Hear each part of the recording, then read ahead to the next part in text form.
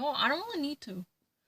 I never actually stopped this video. Don't get that wrong. I never actually watched it again. This is a really ridiculous argument. And John Osnoff still fails to explain what he did concerning the China accusation. He received lots of dark money coming from out of state, as well as he has a deep ties with China. There are so many different accusations surrounding his background and his monetary funding, but he actually refused to clarify this type of murky accusations. You know what? If you don't actually believe it, please take a glance at this public record. All this history can be visual. There are clearly watchable and recognizable deeds left in the system. So he's been actually once upon a time deeply involved in the China. Because of that, there are certain records clearly casting a dark cloud over his honesty or relations with China, but he refused to explain or provide a sufficient clarification on the issue. This is one way of prevaricate oneself by not telling the truth.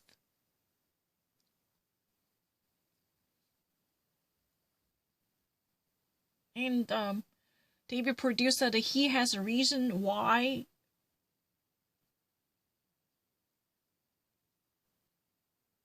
when it comes to his decline for the Obamacare, he believes that this government entity would never provide a sufficient market freedom. He believes a capitalistic policy abetting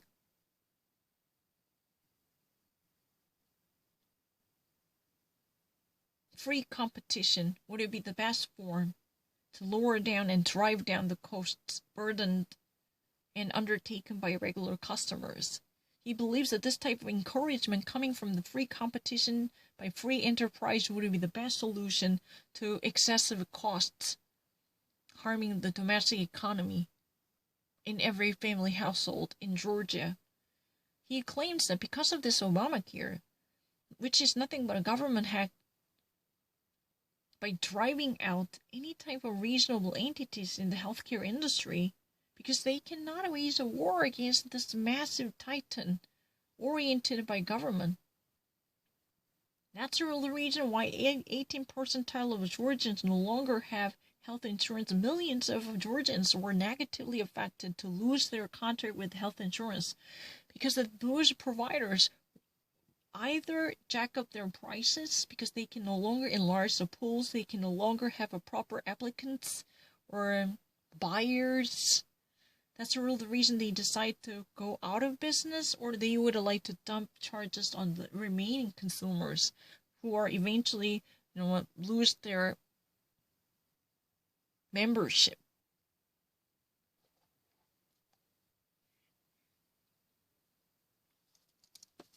And John Osnoff fails to explain what type of relationship he had with China, or what was the nature and what was the acknowledgement of this China accusation. He just actually simply couldn't actually accept this type of responsibility owing to the rest of Georgians by providing unrestrained and unclouded clear information. Then that's a failure, right? Right now, we are getting to the close of the show. We only have 4 minutes left, and we promised that we would give each of you a minute 30 for a closing statement. Mr. Alsop, we'll begin with you, and Senator Perdue, you will have the last word. Well, let me just first express my gratitude to the station for hosting us, and my gratitude to everybody tuned in at home for bearing this election season. It is so important that we make a plan to vote, with early voting ending in Georgia on Friday, because our health is on the line. We deserve so much better than we're getting from our government right now.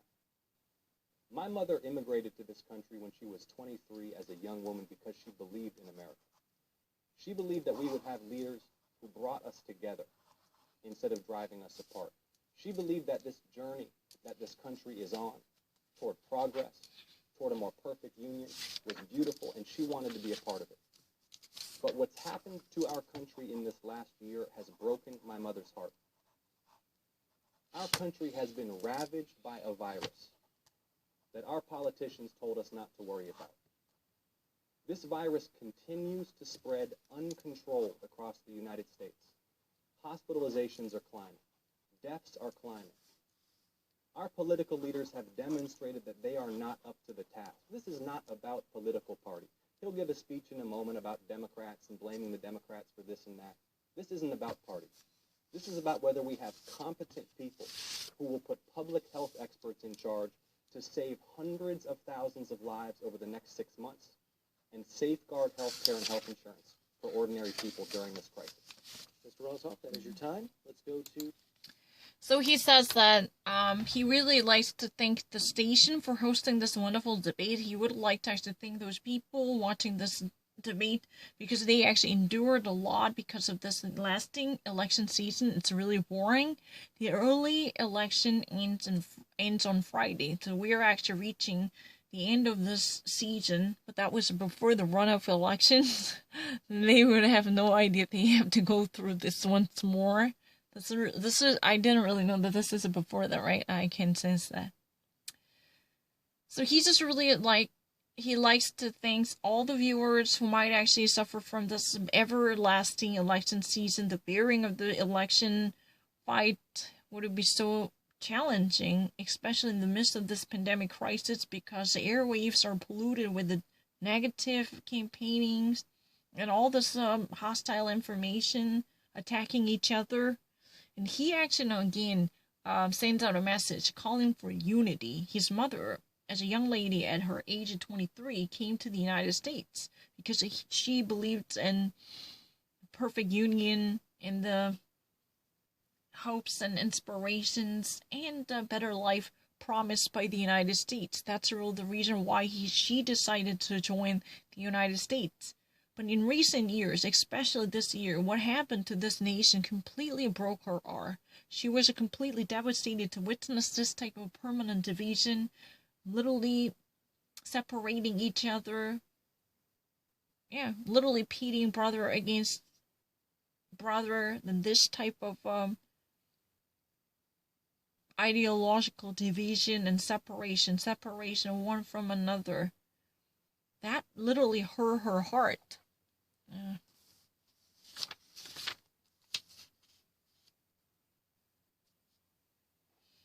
And so far, many of the politicians are too busy evading responsibilities. They've been constantly claiming the very bizarre underestimation of the coronavirus by simply rejecting the recognition of risks attached to the coronavirus. Their myopic handling of the coronavirus eventually took a toll on so many people's lives. Because of that, there were so many people who were devastated, were literally dead or physically, or even who are psychologically ravaged because of this coronavirus. Politicians always try to teach us not to worry about it. They've been constantly emphasizing the benign aspect of the coronavirus, but that's not true.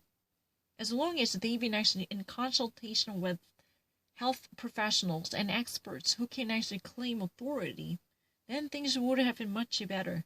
Their early decision completely brought the nation to the wrong direction.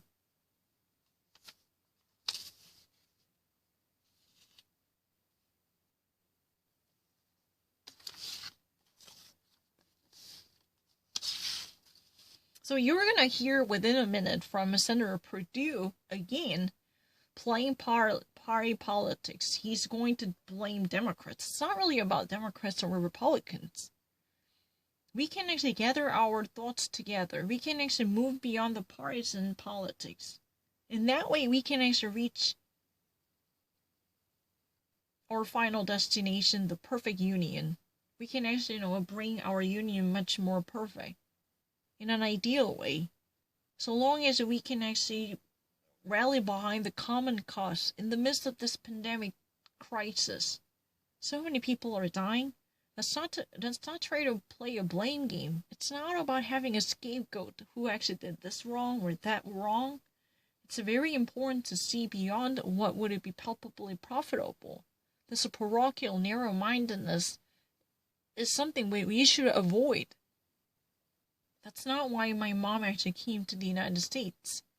She, in the first place, invested enormous hopes and dreams and inspirations and beliefs in unity in the system. That's what actually triggered her immigration. But in recent years, the constant division persisting in our society truly devastated her heart. She was enormously disappointed to see this type of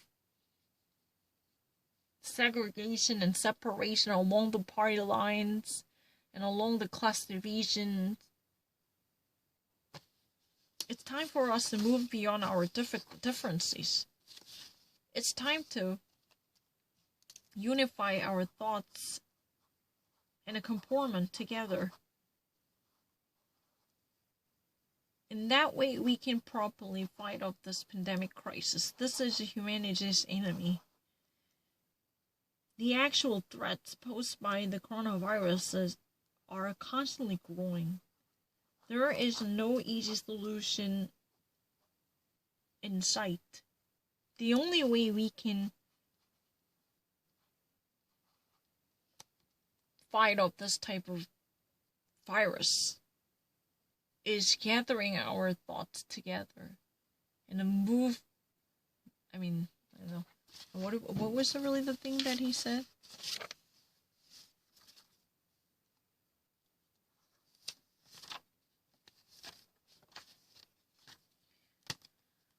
John Ossoff thinks that he would like to be a leader who would imbue the state with a much more harmonious message, allowing people to overcome discrepancies and disparities out of common sense and unity.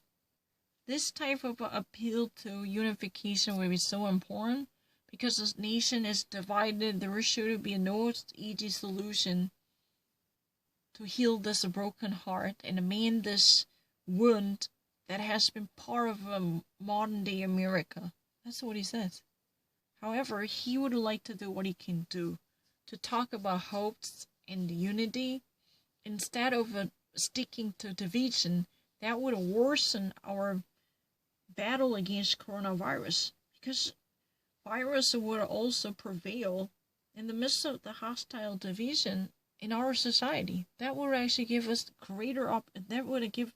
give it a greater opportunity to thrive and propagate.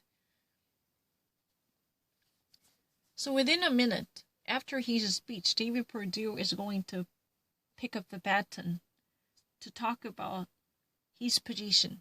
But we don't really need to hear it more from him. He's going to again rely on the partisanship by picking up on Democrats for failing everything. This is not a time for that type of a scapegoat, whipping boy finding. We need to talk about how people will coalesce into one big block in a fight against coronavirus.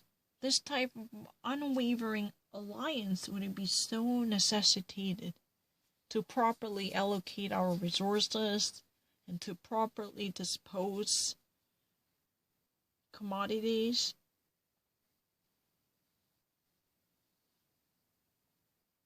That's why he's been asking for people to come out and cast their votes. Senator Perdue with a minute 30. Thank you. Well, first of all, thank you to WTOC and Mike for moderating this tonight. Folks, this race is bigger than me. It's bigger than John Ossoff. It's about the future direction of our country. Make no mistake that the radical, extremist, socialist part of the Democratic Party is in charge. And John Ossoff, no matter what he says about individuals, will be an absolute rubber stamp for Chuck Schumer and Nancy Pelosi as they perpetrate this outrageous and dangerous agenda on our country. Don't let him fool you. How many Democrats voted for Amy Coney Barrett on Monday night this week? 0. Why? Because Chuck Schumer got him in line, and that's exactly what he would do with John Ossoff. This race is too important for that. You folks know Bonnie and me. You know how I will vote. You know what I've accomplished. But there's so much more work to do. We've got to defeat this COVID virus. And we've got to do it sensibly and get it back, get our economy back, and get our schools back open, get life back to normal again, but do it safely and responsibly. That's why I'm running for re-election, and I would really appreciate your vote. Senator Perdue says, he would like to thank WTOC and Mike, who moderated this show tonight. He just actually believes that it's really not about individual. This race is bigger than Jon Ossoff or even David Perdue, because it's really about the future direction. This is really cliche. Very cliche. That means let's try to actually, get bogged down by the minor details. Because, you know what? We are talking about the future of this nation and the future of our new generation to come. If you ever actually make the right decision, everything at stake can be different. Think about it. If you ever give a power to Democrats, what would happen? The radical socialistic takeover. That's likely to take place.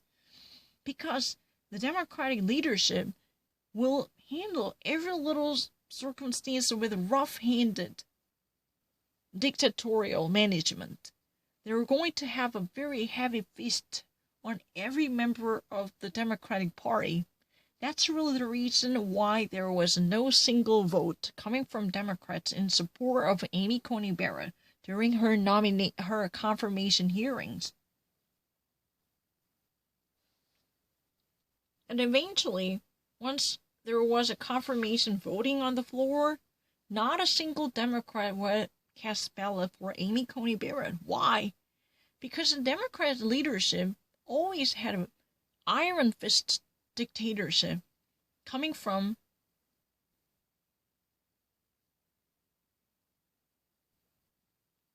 the high ceiling of the party's leadership. Chuck Schumer would always organize the parties in oriented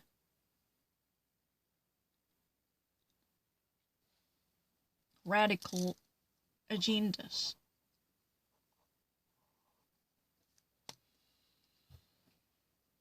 He actually wants to run for re-election because he would like to fight off this type of radical invasion. If there would be more power given to Democrats, they would eventually turn the nation's direction completely differently. This type of partisanship, that would be so nasty.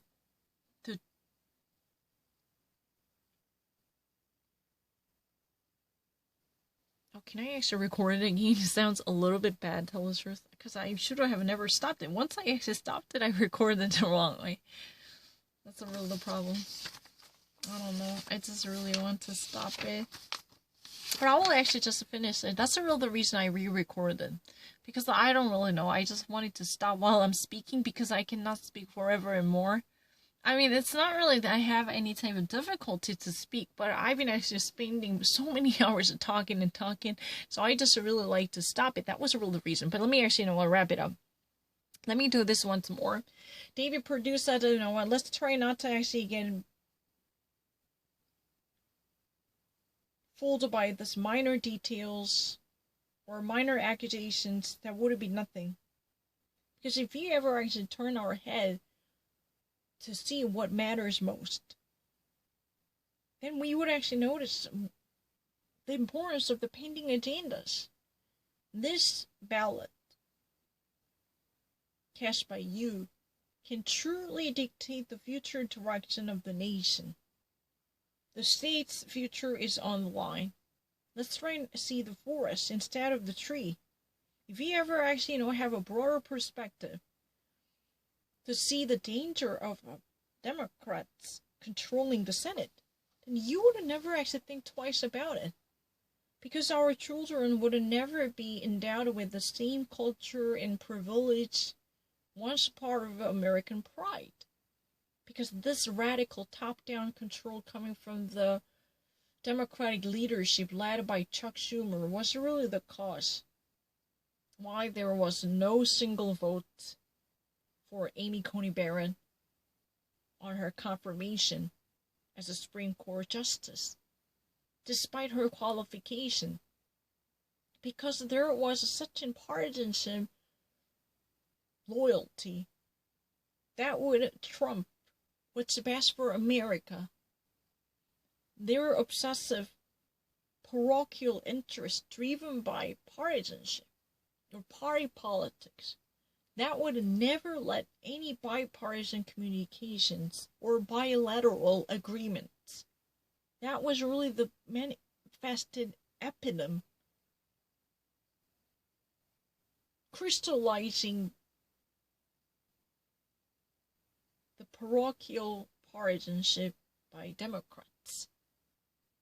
They were going to handle every little social agenda in their own way based upon their obsession with moral and ethical beliefs. What's been so prevalent amongst Democrats is this idea, my way, highway. This type of arrogant unilateralism is the reason why there is no communication meaningful inside the Congress. Because Chuck Schumer and Nancy Pelosi willed their gavel to simply smother every breath of democracy that could allow a meaningful discussion between different party members across the party lines.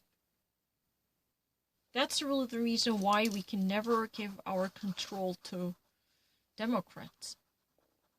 Their leadership would likely to control everything rough-handedly without having a proper consideration for the tradition and convention of the United States.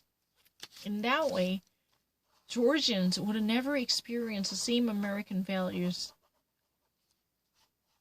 protected and fought off by our ancestors, because they would like to inject out-of-state dark money that would eventually dismantle the very fundamentals of what Georgians stood up for.